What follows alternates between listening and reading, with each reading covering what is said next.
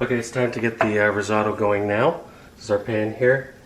So this is a Dutch oven, or Le Croisette, or if you get the money for Le Croisette, basically a cast iron with enamel finish. And I've had this for a number of years, and it's perfect because when it heats it up evenly throughout, on the sides, on the bottom, and you don't get the burning on the bottom, but rather you get a distribution of the heat throughout.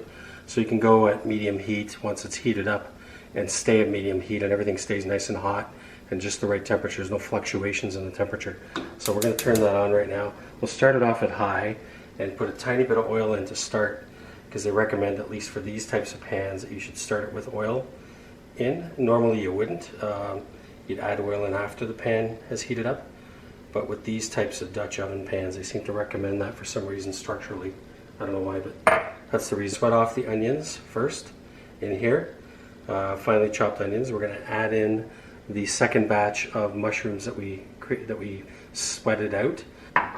Also, I'm going to use a spatula for stirring, because then it can scrape the sides nicely while I'm doing the actual event itself. Okay, we're back.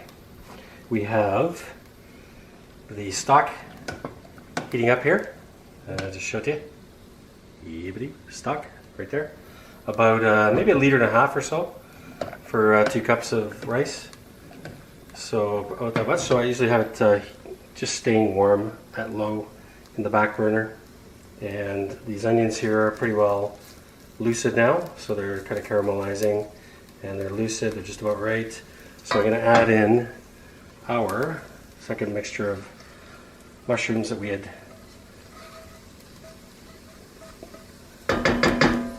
cooked. And what we want to do with the rice is, when we've added it, is we want it to sort of get transparent as well. So we're going to add the rice, going to mix it in. It's going to start to get nutty in its flavoring, and it's going to become translucent. So it feels to me like I need a tiny bit more olive oil here. A tiny bit more drizzle. Okay. So I'm making sure that it doesn't stick on the bottom now. It's hard for it to stick in this pan, but still, I don't want it to get stuck to the pan. So we'll keep doing this, keep stirring it up. Okay, we got a close up now, as you can see. So I just want to be able to see how it's starting to look. So it's starting. The grains are starting to become translucent. It's almost that time. I'm going to crank up the heat a tiny bit, because what we're going to do next is we'll add the white wine, and the white wine will then evaporate but begin to flavor the rice as well. So here comes the white wine.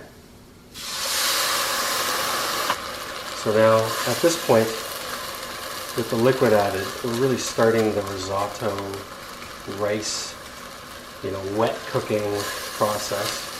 What we'll do to start is add 2 ladles of the stock. Okay. I still have the heat at high at this point. I'll bring it down in a second. So it's at high, so I'm going to turn it down to sort of medium heat. As it thickens up, we begin to add more of the stock. You'll see it's just starting to thicken up already. Okay. So it's starting to thicken up a little bit. So once in a while I'll add one more of these. So we'll add one more, stir it. You can let it sit for, 20-30 seconds. That's not a problem. So now it's just a game of patience, waiting and waiting and waiting for this to cook. It'll take about 15 or 20 minutes. But, don't add the liquid in too quickly. Wait until it starts to evaporate, and then that way you can manage the wetness of the rice. Because once it gets to a point where it's like when you pick it up, if you know what al dente is, when the rice is al dente, not raw still, but just cooked enough that you're like, okay, I can eat it like this. That's when you want to shut things off, because it'll keep cooking a little further after that point. So you don't want to overcook the rice, even though arborio is hard to overcook.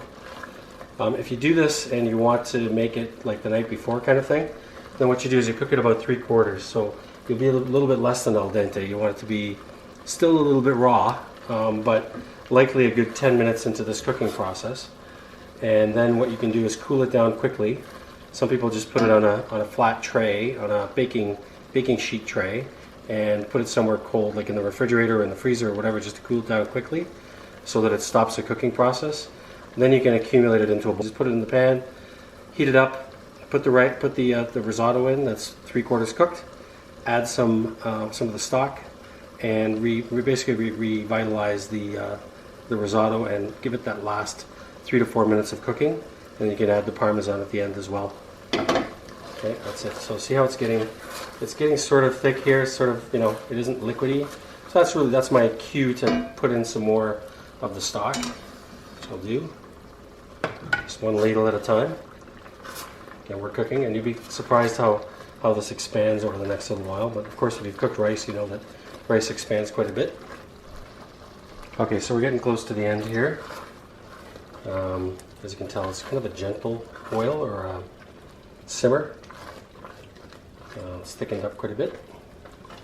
It's nice and creamy. And at this point, so I'm going to use 2 spoons, one to pick up, one to eat from, so that we're not contaminating.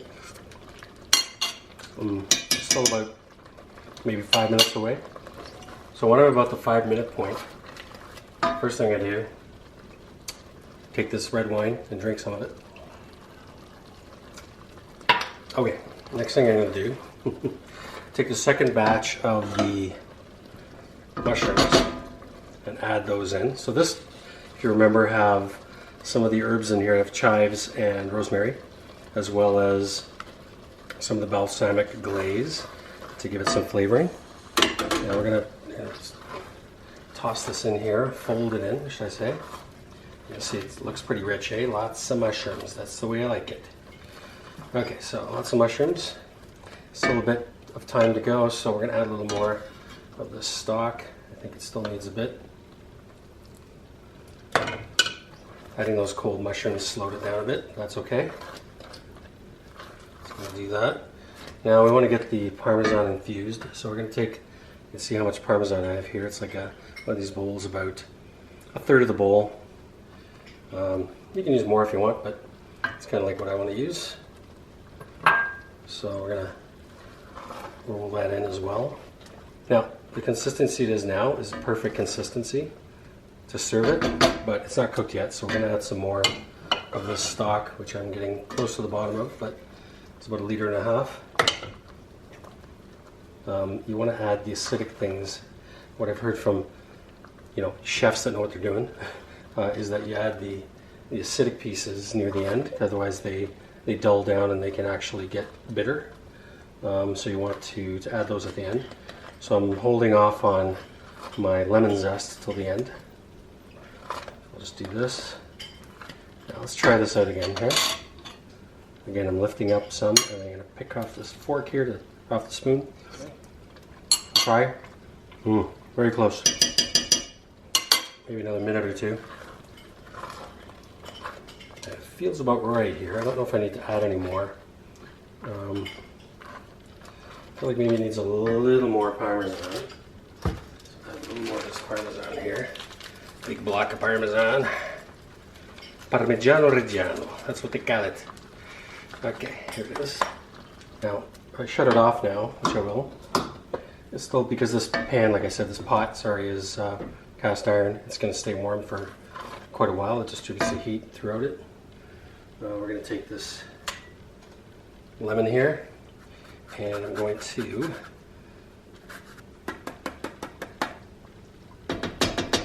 okay.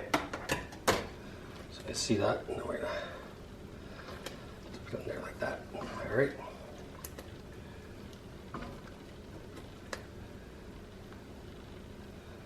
Give it another taste. Make sure it's all good. You may have to add some salt if it's not quite there. Nope, it's just right. And that's it. That's your risotto coi funghi, or in other words, mushroom risotto. So we'll just serve it in a minute, and we'll come back. So we've got Nice bowl here, okay? And it should have this kind of consistency. You'll see what the consistency is. See how it's sort of like flowing. It's not solid like a brick, and it's not liquidy, completely liquidy, but see it sort of starts falling off like that. That's about right. I will add a little bit of pepper on top. So I've added some pepper, and it's basically ready to go, unless you want to put a little more Parmesan on top, which I will do, because I love it.